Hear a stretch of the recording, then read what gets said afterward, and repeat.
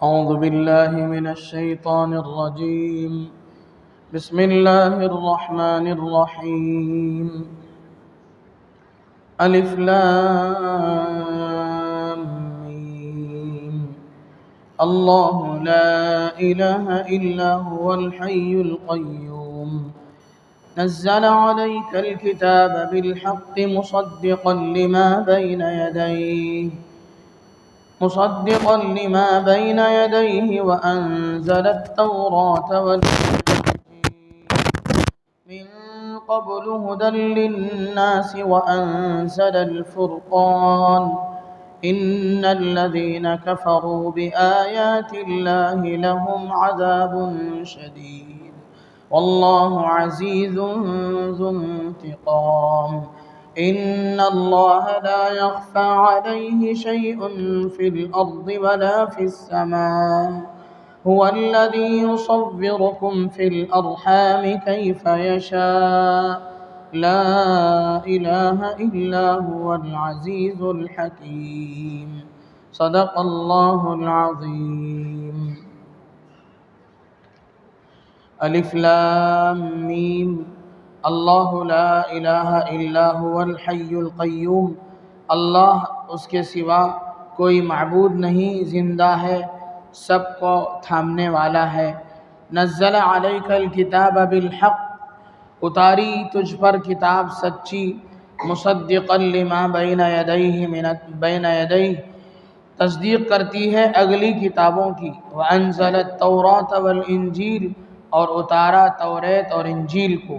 من قبل ہدی للناس وانزل الفرقان، اس کتاب سے پہلے لوگوں کی ہدایت کے لیے اور اتارے فیصلے. ان الذین کفروا بآیات اللہ، بے شک جو منکر ہوئے اللہ کی آیتوں سے، لہم عذاب شدید، ان کے واسطے سخت عذاب ہے. واللہ عزیز ذو انتقام، اللہ زبردست ہے بدلہ لینے والا. ان اللہ لا یخفی علیہ شیء فی الارض ولا فی السماء، اللہ پر چھپی نہیں ہے کوئی چیز زمین میں اور نہ آسمان میں. هو الذی یصورکم فی الارحام کیف یشاء، وہی تمہارا نقشہ بناتا ہے ماں کے پیٹ میں جس طرح چاہے. لا الہ الا هو العزیز الحکیم، کسی کی بندگی نہیں سوائے اس کے، زبردست ہے، حکمت والا ہے. بزرگان محترم اور عزیز ساتھیوں، یہ سورہ آل عمران ہے، قرآن پاک کی تیسری صورت ہے. سورہ فاتحہ پہلی صورت ہے، سورہ بقرہ دوسری صورت ہو گئی اور یہ تیسری صورت ہے. اس سورہ کا نام آل عمران رکھا گیا ہے. آل کہتے ہیں فیملی کو، خاندان کو. عمران کی فیملی، عمران کا خاندان. عمران کون ہے؟ حضرت مریم علیہ السلام کے والد گرامی کا نام عمران ہے. وَمَرْيَمَ ابْنَتَ عِمْرَانَ الَّتِي أَحْصَنَتْ فَرْجَهَا، قرآن میں ہے. حضرت مریم علیہ السلام جو بیٹی ہیں حضرت عمران کے، اور حضرت عیسیٰ علیہ السلام کے اس طرح سے وہ ہو گئے نانا. حضرت عیسیٰ علیہ السلام کے نانا ان کی فیملی سے متعلق اس میں اکثر آیتوں میں، اس کے شروع کی آیتوں میں اور اس کے اسباب نزول میں جو چیزیں بیان کی گئی ہیں وہ عیسائیوں کے متعلق، حضرت عیسیٰ علیہ السلام کے متعلق اور حضرت مریم علیہ السلام کے متعلق. تو اس اعتبار سے اس سورہ کا نام رکھا گیا ہے آل عمران.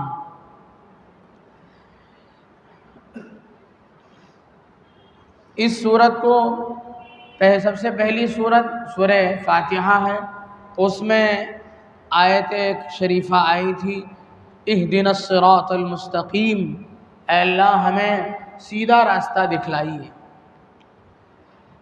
اللہ تبارک و تعالیٰ نے اس کے جواب میں سیدھا راستہ دکھلایا قرآن کو نازل فرما کر کے.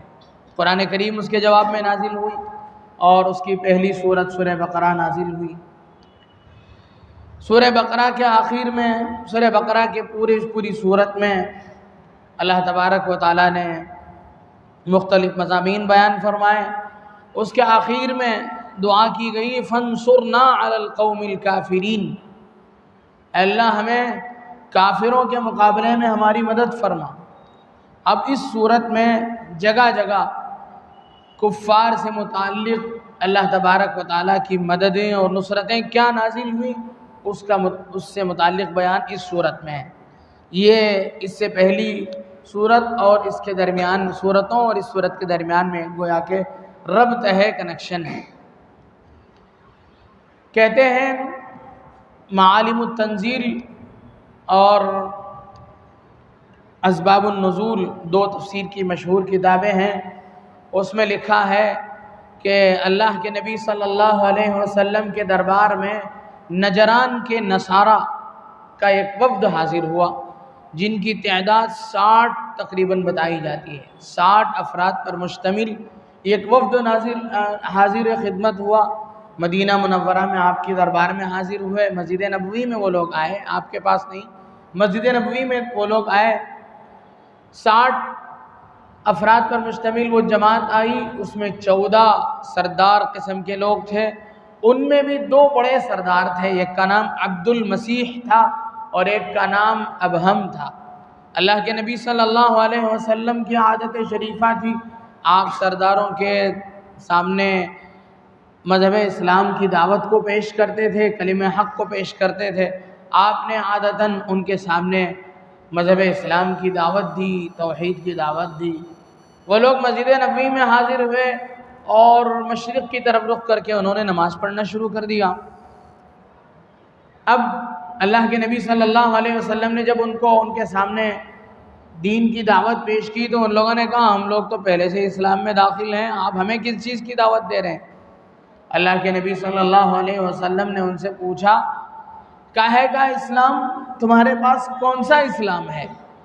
اسلام کا مطلب ہے توحید، اسلام کا بنیادی ستون ہے توحید، اللہ کو ایک ماننا، اور تمہاری بات یہ ہے کہ تم اللہ کے علاوہ حضرت عیسیٰ کو بھی اللہ کا بیٹا مانتے ہو، ان کو بھی خدا مانتے ہو، تو یہ کیسے ہو سکتا ہے؟ ان لوگوں نے اللہ کے نبی صلی اللہ علیہ وسلم سے پلٹ کر سوال کیا تو پھر حضرت عیسیٰ خدا نہیں ہیں تو یہ بتائیے کہ حضرت عیسیٰ کے باپ کون ہیں؟ اللہ کے نبی صلی اللہ علیہ وسلم نے انہی کے انداز میں ان سے پوچھا کہ اگر تمہارے ارادے اور تمہارے زعم کے مطابق حضرت عیسیٰ اللہ کے بیٹے ہیں تو بیٹا باپ کے مشابہ ہوتا ہے، بیٹا باپ کی طرح ہوتا ہے، تو یہ بتائیے کہ تمہارے حضرت عیسیٰ باپ کی طرح کیسے ہو گئے، اللہ کی طرح کیسے ہو گئے؟ تمہارے عقیدے کے مطابق عیسائیوں کا عقیدہ یہ ہے کہ حضرت عیسیٰ علیہ السلام وفات پا گئے، حضرت عیسیٰ علیہ السلام دنیا میں نہیں رہے، وفات پا گئے، انتقال کر گئے، اور حضرت عیسیٰ علیہ السلام وفات پا گئے۔ ایک عقیدہ ان کا یہ ہے، ہمارا عقیدہ یہ ہے، قرآن کہتا ہے وَمَا قَتَلُوهُ وَمَا صَلَبُوهُ وَلَكِنْ شُبِّهَ لَهُمْ، حضرت عیسیٰ علیہ السلام نہ قتل ہوئے نہ ان کو سولی دی گئی، بلکہ ان کے مشابہ ان کی مشابہت کسی انسان میں ڈال دی گئی اور اسے ان لوگوں نے سولی پہ چڑھایا۔ اللہ نے حضرت عیسیٰ کو آسمان پر اٹھا لیا تھا اور قرب قیامت میں حضرت عیسیٰ اس امت کے ایک امتی اور فرد بن کر کے دوبارہ نازل ہوں گے اور اس کے بعد قیامت قائم ہوگی، یہ ہمارا عقیدہ ہے۔ تو حضرت رسول خدا صلی اللہ علیہ وسلم نے پلٹ کر ان سے سوال کیا کہ باپ کے مشابہ ہیں حضرت عیسیٰ، تو پھر تمہارے عقیدے کے مطابق انتقال کیسے کر گئے جبکہ اللہ کی ذات حی ہے، قیوم ہے، ہمیشہ سے زندہ ہے، ہمیشہ سے قائم ہے، ہمیشہ قائم رہنے والی ذات ہے اللہ کی۔ اور دوسرا عقیدہ تمہارا ہے حضرت عیسیٰ اللہ کے بیٹے ہیں، تو حضرت عیسیٰ تو باپ کے مشابہ نہیں ہوئے، وہ نہ ان کو اللہ کی طرح نہ قدرت ہے، نہ وہ رزق دیتے ہیں، نہ اللہ کی طرح وہ پوری دنیا کا نظام چلاتے ہیں، کیا ایسا ہے؟ ان لوگوں نے کہا نہیں، اللہ کی طرح تو نہیں ہے، تو پھر کیسے مشابہ ہو گئے، کیسے وہ اللہ کے بیٹے ہو سکتے ہیں؟ پھر آپ صلی اللہ علیہ وسلم نے پوچھا کہ حضرت عیسیٰ علیہ السلام تو عام بچوں کی طرح ماں کے پیٹ سے پیدا ہوئے، جو مدت حمل کی ہے اتنی مدت وہ حمل میں رہے، پھر پیدا ہوئے، ان کی ماں نے ان کو پالا پوسا بڑا کیا، یہ ساری چیزیں ہوئی، یہ کہاں ہے؟ حضرت عیسیٰ اگر خدا ہوتے تو یہ سب چیزیں کیسے ہو گئیں؟ تو پھر وہ لوگ لاجواب ہو گئے۔ اس کے بعد اللہ تبارک و تعالیٰ نے وحدانیت پر مشتمل یہ آیتیں نازل فرمائیں۔ سورہ آل عمران کی ابتدائی تقریباً 80 آیتیں جو 6 رکوع پر مشتمل ہیں، 7 رکوع پر مشتمل ہیں، تقریباً پوری آیتیں نازل ہوئیں، جس میں ساری تفصیل بیان کی گئی۔ اور اس کی جو پہلی آیت ہے، پہلی جو آیت ہے اس میں اللہ کی وحدانیت کی عقلی دلیل بیان کی گئی، اور اس کے بعد اللہ کی دوسری آیت میں اللہ کی وحدانیت کی نقلی دلیل بیان کی گئی، یعنی نقل سے سمجھایا گیا کہ کس طریقے سے اللہ ہی کی ذات عبادت کے قابل ہے، لائق ہے۔ اور اس کے بعد اللہ کے علم کے محیط ہونے کو، اللہ کے علم کی وسعت کو بیان کیا گیا، پھر اللہ کی قدرت کا بیان ہے آخری آیت میں۔ اب آیت پر آ جاتے ہیں، فرمایا الف لام میم۔ الف لام میم یہ حروف مقطعات میں ہیں، حروف مقطعات میں سے ہیں، وہ حروف ہیں سورتوں کے شروع میں آنے والے وہ جملے ہیں جن کے واللہ اعلم بمرادہ بھی، مفسرین کہتے ہیں اللہ تبارک و تعالیٰ اس کے مراد کو بہتر جاننے والے ہیں۔ اس کے بعد فرمایا اللہ لا الہ الا ہو، اللہ اس کے سوا کوئی معبود نہیں، اللہ ہی عبادت کے قابل ہے۔ اب عقلی دلیل کیا ہے؟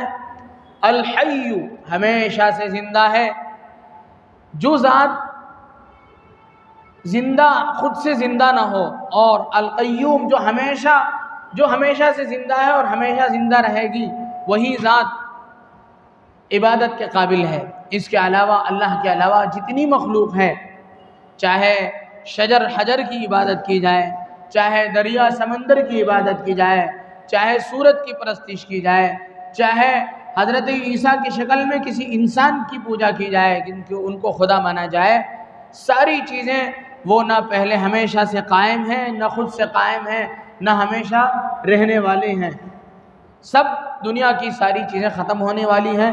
اس لیے عقل کا تقاضا یہ ہے کہ وہ ذات جو ہمیشہ سے قائم ہے، ہمیشہ زندہ ہے، وہی ذات عبادت کے بھی لائق ہے۔ یہ فرمایا گیا الحی القیوم۔ آگے فرمایا نزل علیک الکتاب بالحق، یہ نقلی دلیل ہے، یعنی قرآن اور تاریخ سے سمجھایا گیا ہے کہ اللہ ہی کی ذات، اللہ کی وحدانیت کو سمجھا رہے ہیں، اللہ ہی کی ذات ایک واحد ذات کیسی ہے، اسی کی عبادت کیوں کی جائے گی، یہ سمجھایا گیا۔ نزل علیک الکتاب بالحق، اللہ نے آپ پر سچی کتاب نازل فرمائی، مصدقا لما بین یدی من التوراۃ، بین یدی، اللہ تبارک و تعالیٰ نے جو کتاب تم پر سچی کتاب نازل فرمائی، وہ کتاب تم سے پہلی کتابوں کی تصدیق کرتی ہے۔ اور اللہ نے تورات کو نازل فرمایا، انجیل کو نازل فرمایا، من قبل، اس کتاب سے پہلے لوگوں کی ہدایت کے لیے، ہدی للناس وانزل الفرقان، یعنی جو کتابیں لوگوں کی ہدایت کے لیے اس کتاب سے پہلے نازل ہوئی، ان سب کتابوں کی یہ کتاب تصدیق کرتی ہے، اور یہ کتاب ان کی سچائی کو بیان کرتی ہے۔ ایک بات سمجھنے کی یہ ہے کہ حضرت آدم علیہ السلام سے لے کر محمد الرسول اللہ صلی اللہ علیہ وسلم تک مختلف زبانوں اور مختلف زمانوں میں، مختلف طبقوں اور مختلف حلقوں میں مختلف انسان نبی کی حیثیت سے بھیجے گئے۔ قرنوں کے بعد ایک نبی اور دوسرے نبی کے درمیان میں بعض مرتبہ قرنوں کا زمانہ گزرا، کئی زمانوں کے بعد ایک نبی کے بعد دوسرے نبی بھیجے گئے، لیکن اتفاق کی بات، یہ سمجھنے کی بات ہے کہ سارے نبی نے ایک ہی کلمے کی دعوت دی ہے۔ اگر کوئی آدمی صرف اس پر غور کر لے کہ کیسے ممکن ہو سکتا ہے کہ ہزارہا سال پہلے پیدا ہونے والے، دنیا میں آنے والے، دنیا میں تشریف لانے والے حضرت سیدنا آدم بھی وہی کلمہ توحید کی دعوت دے رہے ہیں، اور ان کے ہزارہ سال بعد آنے والے حضرت سیدنا ابراہیم، حضرت سیدنا موسیٰ، حضرت سیدنا عیسیٰ اور محمد الرسول اللہ صلی اللہ علیہ وسلم تک کی جو بعد میں آنے والی، بہت بعد میں آنے والی شخصیات بھی ایک ہی کلمے کی دعوت دے رہی ہیں۔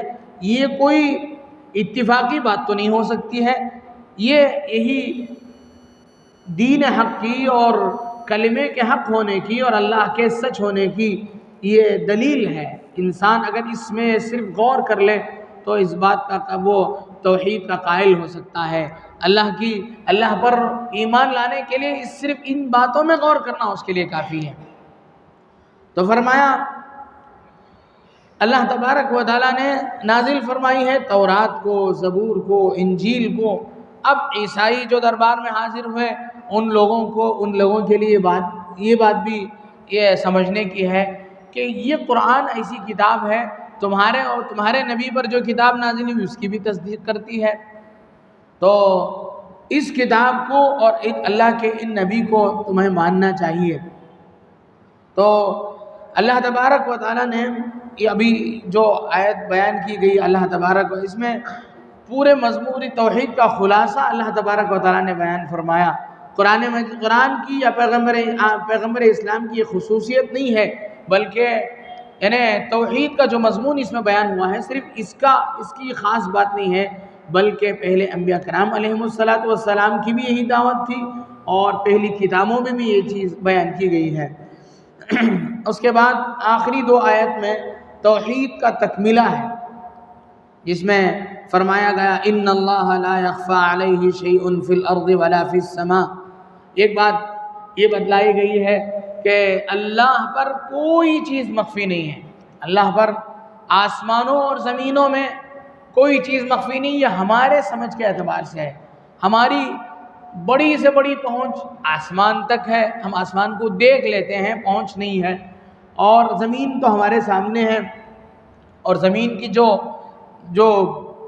کا جو حصہ جو ٹکڑا جہاں تک ہماری نظریں ہیں یا بڑے سے بڑے محقق کی نظر ہے بس وہاں تک زمین کی ان کی پہنچ ہے۔ جو کچھ بھی ہے انسان کی انتہا زمین اور آسمان میں ہے، ورنہ دنیا میں کائنات کا ایک بڑا سسٹم ہے، کہکشاں ہے، وہ پوری کائنات ہے۔ اللہ کے دربار میں اللہ کے لیے ان کائنات میں رہنے والی چیزوں میں سے کوئی چیز مخفی نہیں، بس یہ ہے کہ سمجھانے کے لیے اللہ تبارک و تعالیٰ نے یہ فرمایا ان اللہ لا یخفی علیہ شیء فی الارض ولا فی السماء۔ آسمانوں اور زمین میں اللہ کوئی چیز ایسی نہیں ہے جو اللہ پر مخفی ہو۔ اب غور کریں، عیسائی اس بات پر غور کریں کہ کیا حضرت عیسیٰ علیہ السلام ایسے تھے کہ ان کے پاس ہر چیز کا علم موجود رہا ہو؟ ایسا نہیں، بلکہ خود نجران کا جو وفد حاضر ہوا اور حضرت آپ علیہ السلام نے ان سے یہ بھی پوچھا تھا کہ حضرت عیسیٰ کو کیا پوری کائنات کا علم تھا یا اسی چیز کا علم تھا جس کا علم اللہ تبارک و تعالیٰ نے حضرت عیسیٰ علیہ السلام کو، نبی عیسیٰ علیہ السلام کو دیا تھا؟ تو ان لوگوں نے اقرار کیا کہ انہی چیزوں کا علم تھا جن کو اللہ نے انہیں دیا تھا۔ تو پھر اللہ کی شان کیا ہو گئی اور حضرت عیسیٰ کی کیا شان ہوئی؟ تو جو تم اللہ کے برابر سمجھتے ہو اور خدا سمجھتے ہو، خداؤں میں سے خدا سمجھتے ہو حضرت عیسیٰ کو، تو ان اللہ لا یخفی علیہ شیء فی الارض ولا فی السماء۔ اور یہ سمجھنے کی ضرورت ہے کہ اللہ کی ذات کے علاوہ دنیا میں کوئی ذات ایسی نہیں ہے جو کائنات کے ذرے ذرے کا علم رکھتی ہو۔ غیب کا علم اللہ کے علاوہ کسی کو نہیں ہے، ہم لوگ نبیوں کو بھی نہیں ہے، بس جب انبیاء کرام علیہم السلام کو جو علم اللہ کی طرف سے ملا وہ علم تو ہے، لیکن غیب کا علم انبیاء کو تک نہیں۔ ہم لوگ پیر و مرشد کو بھی اس لائق سمجھ جاتے ہیں کہ ان کو غیب کا علم حاصل ہے، نجومیوں کی دسترس سمجھتے ہیں، نجومیوں کی یہ پہنچ سمجھتے ہیں کہ ان کو غیب کا علم حاصل ہے۔ بہت سارے لوگوں کے سلسلے میں لوگ یہاں تک کہ کبھی دعا پڑھنے وغیرہ کے لیے آتے ہیں تو ہم جیسے نالائقوں سے بھی پوچھ لیتے ہیں کہ کیا ہوا ہے بچے کو، کیا ہو سکتا ہے، یعنی ایسا سمجھ دماغوں میں یہ چیز بیٹھ گئی ہے عاملوں کے ہاں آمد و رفت زیادہ رکھنے کی وجہ سے اور عاملوں کے عوام کو دھوکہ دینے کی وجہ سے۔ عامل پیسے اینٹھنے کے لیے عوام کو بیوقوف بناتا ہے اور اس بات کا قائل کرتا ہے کہ میں جانتا ہوں، اور لوگ مان جاتے ہیں کہ غیب کا علم ان کو بھی حاصل ہے۔ اقرار تو نہیں کرتے ہیں لیکن ان سے اتنا تو ان کے دل میں رہتا ہے کہ کچھ نہ کچھ ان کو ایسی چیزوں کا علم ان کو موجود ہے، ان کو معلوم ہے جو ہمیں معلوم نہیں ہے۔ ایسا بالکل بھی نہیں ہوتا۔ تجربے کی بنیاد پر کچھ کہا جا سکتا ہے، سحر کے کچھ اثرات ہوتے ہیں، ان اثرات کی بنیاد پر یہ کہا جا سکتا ہے کہ ان کو سحر ہوا ہے۔ نظر کی بنیاد پر بد نظری کسی کو لگ گئی، اس کی بنیاد پر انسانی بدن انسانی پر کچھ اثرات مرتب ہوتے ہیں، من جانب اللہ ہے، نظر کا اثر ہے، العین حق حدیث میں فرمایا گیا، اس کی بنیاد پر کچھ اثرات کو رکھ کر کے یہ کہا جا سکتا ہے کہ اسے نظر لگی ہے۔ اللہ کے نبی صلی اللہ علیہ وسلم کے دور میں ایک صحابی کو اٹھا کر کے لایا گیا آپ علیہ السلام کے دربار گوہر بار میں، اور یہ کہا گیا کہ یا رسول اللہ یہ پریشان ہیں، یہ کیا ہوا ان کو؟ لوگوں نے کہا یہ خوبصورت جسم کے مالک تھے، لمبے چوڑے قد کے تھے، یہ گھر کے باہر زمانہ ویسے ہی تھا، چھوٹے چھوٹے مکانات تھے، لوگ باہر ہی کھڑے ہو کر کے غسل کرتے تھے، یہ غسل کر رہے تھے تو ایک صاحب کی ان پر نظر پڑ گئی، جاتے ہوئے انہوں نے کہا کہ کیا شاندار بدن ہے، تو بس وہ کہنا تھا، ان پر غشیداری ہو گئی۔ آپ علیہ السلام نے ان کو بلا بھیجا اور ان سے پوچھا کہ کیوں اپنے بھائیوں کو پریشان کرتے ہو، کیوں یہ نہیں کہہ دیتے ہو کہ ماشاءاللہ اگر کہہ دو گے تو تمہاری نظر کا اثر نہیں ہوگا؟ تو یہ اثر کو دیکھ کر کے آپ نے فرمایا کہ نظر کی وجہ سے ایسا ہوا ہے۔ آپ نے پوچھا تھا کہ تم لوگ کسے متہم کرتے ہو؟ اس زمانے میں حضرات صحابہ کرام خلفائے راشدین کے زمانے میں بعض لوگ ایسے مشہور ہو گئے تھے جن کے بارے میں یہ بات مشہور تھی کہ ان کی نظر لگتی ہے۔ آج بھی خاندانوں میں، رشتہ داروں میں، محلوں میں یہ بات مشہور ہوتی ہے کہ فلاں آدمی ہے اس کی نظر لگتی ہے، اس سے بچے رہنا، مشہور ہوتا ہے، ہو جاتی ہے ایسی چیز۔ بعض لوگوں کی نظر میں یہ ایک طرح کا زہر ہوتا ہے، ان کی نظر لگتے ہی چیزیں خراب ہو جاتی ہیں، نقصان پہنچتا ہے چیزوں کو۔ یہ باقاعدہ ان اثرات کو دیکھ کر تو یہ کہا جا سکتا ہے، تو تجربے کی بنیاد پر تو یہ کہا جا سکتا ہے، کوئی عامل، کوئی دعا پڑھنے والا تو یہ کہہ سکتا ہے کہ فلاں بچے کو نظر لگی ہے، یا جسمانی اخلاق اربع میں بے ترتیبی ہے، یعنی جسمانی کوئی پریشانی ہے یا دماغی مریض ہے، یہ جو بھی کہتے ہیں تجربے کی بنیاد پر کہتے ہیں۔ علم غیب کسی کے پاس نہیں ہوتا، علم غیبی کس نمی دانت بجز پروردگار، اللہ کے علاوہ کوئی علم غیب کو جاننے والا نہیں ہے۔ گر کسے گویت کے مندانم ازو باور مدار، شاعر کہتا ہے اگر کوئی کہے کہ میں جانتا ہوں، اس پر یقین نہ کرنا، وہ دھوکہ دے رہا ہے۔ مصطفیٰ ہرگز نہ گفتے تا نہ گفتے جبرائیل، عام انسان کی تو بات چھوڑیے، مصطفیٰ صلی اللہ علیہ وسلم کی بھی شان نہیں ہے کہ وہ خود سے غیب کی خبریں دیا کریں جب تک کہ جبرائیل کے واسطے سے اللہ ان کو نہ بتلا دیں۔ مصطفیٰ ہرگز نہ گفتے تا نہ گفتے جبرائیل، جبرائیلش ہم نہ گفتے تا نہ گفتے کردگار، جبرائیل بھی نبی کو کہہ نہیں سکتے جب تک اللہ کو ان کو نہ بتائیں۔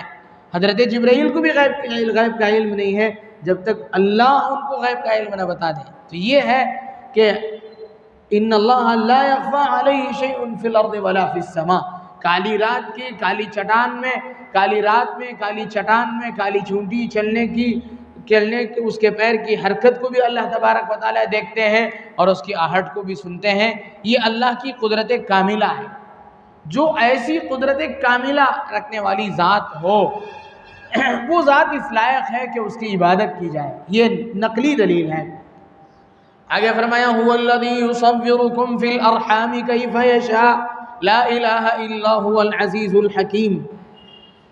اللہ کی قدرت کاملہ میں سے ایک کامل قدرت یہ ہے کہ اللہ تبارک و تعالی ماں کے پیٹ میں رہنے والے تین اندھیریوں میں رہنے والے بچے کی صورت کو جس طریقے سے چاہتے ہیں بناتے ہیں۔ یصورکم فی الارحام کیف یشاء، کوئی انسان کسی انسان کے مشابہ نہیں۔ یہ اتنا عام ہو گیا کہ لوگوں کو تعجب اس کے خلاف ہوا تو تعجب ہوتا ہے. کبھی کہیں توأمین جڑواں بچے پیدا ہوتے ہیں کسی کے گھر میں، دیکھنے میں ایک جیسے اجنبیوں کو لگتے ہیں، گھر والوں کو تو نہیں لگتے ہیں. گھر والے سمجھ جاتے ہیں کہ اس کی کان میں کوئی سائز میں کچھ فرق ہے، اس کے چہرے پہ کوئی تل ہے جسے ہم لوگ مسا کہتے ہیں، تو اس کے ذریعے سے پہچانتے ہیں. گھر عام جو باہر کے لوگ ہوتے ہیں وہ جلد ان کے پہچان میں نہیں آتا، تو تعجب کرتے ہیں ایک جیسے بچے ہیں.